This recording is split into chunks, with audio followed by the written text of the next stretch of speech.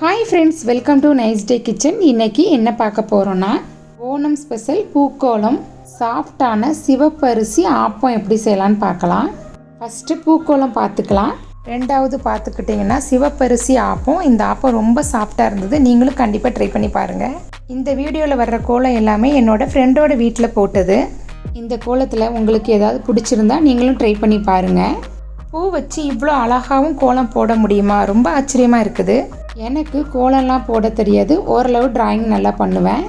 இந்த பூக்கோலத்தில் உங்களுக்கு எது பிடிச்சிருக்கோ அதை கண்டிப்பாக கமெண்ட் பாக்ஸில் கமெண்ட் பண்ணுங்கள். எல்லா பூக்கோலமும் சூப்பராக இருக்குதுங்க. என்னோடய ஃப்ரெண்டோட வீட்டில் கோல போட்டி நடந்திருக்குது. அப்போ எடுத்த ஃபோட்டோஸ் தான் இது. இருக்கிற கோலத்திலே இந்த கோலம் தான் எனக்கு ரொம்ப பிடிச்சிருக்குங்க.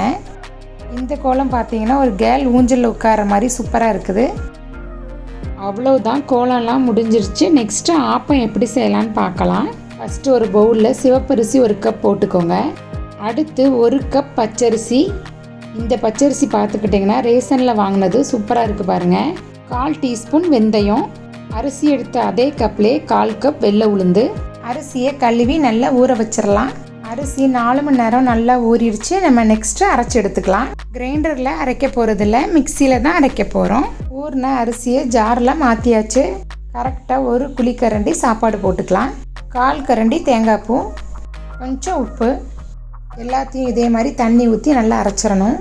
அரைச்சதை பவுலில் மாற்றிக்கோங்க. அடுத்து கை வச்சு இதே மாதிரி நல்லா மிக்ஸ் பண்ணிக்கோங்க. ஆப்ப மாவு நல்லா புளிக்கணும், அப்போ தான் ஆப்பம் நல்லா சாஃப்டாக வரும். மூடி போட்டு க்ளோஸ் பண்ணிடலாம். கரெக்டாக 8 மணி நேரம் கழித்து நம்ம பார்க்கலாம். மாவு நல்லா புளிச்சிருச்சு, எப்படி பொங்கி வந்துருச்சு பாருங்கள். கரண்டி வச்சு நல்லா மிக்ஸ் பண்ணாலே உங்களுக்கே தெரியும் மாவு எப்படி இருக்குன்னு பாருங்கள்.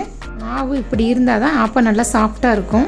அடுத்து மாவு கொஞ்சம் திக்காக இருக்குது. அதுக்கு நம்ம தேங்காய் தண்ணியை கொஞ்சம் ஊற்றிக்கலாம். தேங்காய் உடைக்கும் போது அந்த தண்ணி இருக்கும் பார்த்தீங்களா, அதை வேஸ்ட் பண்ணாமல் ஆப்பத்துக்கு போட்டால் சூப்பராக டேஸ்ட்டாக இருக்கும். அடுத்து ஆப்ப சோடா 1/4 டீஸ்பூன் போட்டு அதையும் நல்லா மிக்ஸ் பண்ணிக்கோங்க. அடுத்து ஆப்பம் ஊற்றிக்கலாம். என்னோடது இண்டாலியம் நல்லா சூடாகிடுச்சு. கொஞ்சம் எண்ணெய் தடவிட்டு நம்ம மாவு ஊற்றிக்கலாம். ஆப்ப மாவு கொஞ்சம் தண்ணியாக தான் இருக்கணும். என்னோடய மாவு எப்படி இருக்குன்னு பாருங்கள், இப்படி தான் இருக்கணும். 1 குழிக்கரண்டி மாவு போட்டுக்கலாம். நான் செய்கிற மாதிரியே செய்யுங்க. நீங்கள் எந்த மாதிரியான ஆப்பச்சட்டி வச்சுருந்தாலும் இதே மாதிரி செஞ்சால் தான் ஆப்பம் கரெக்டான சேஃபில் வரும். மேலே கொஞ்சம் எண்ணெய் ஊற்றிக்கலாம். மாவு கரெக்டாக அரைச்சாதான் வேகும்போது இதே மாதிரி குட்டி குட்டி ஹோல்ஸாக இருக்கும். வேகும்போதே தெரிஞ்சிருங்க ஆப்பம் சாஃப்டாக இருக்கா ஹார்டாக இருக்கான்னு. மூடி போட்டு க்ளோஸ் பண்ணி 2 நிமிஷம் வெந்ததுக்கப்புறம் எடுத்து பார்த்தீங்கன்னா சூப்பரான சாஃப்டான ஆப்பம் ரெடி. ஆப்பத்துக்கு சூப்பரான சைட் டிஷ் என்னன்னு பார்த்தீங்கன்னா தேங்காய் பால்.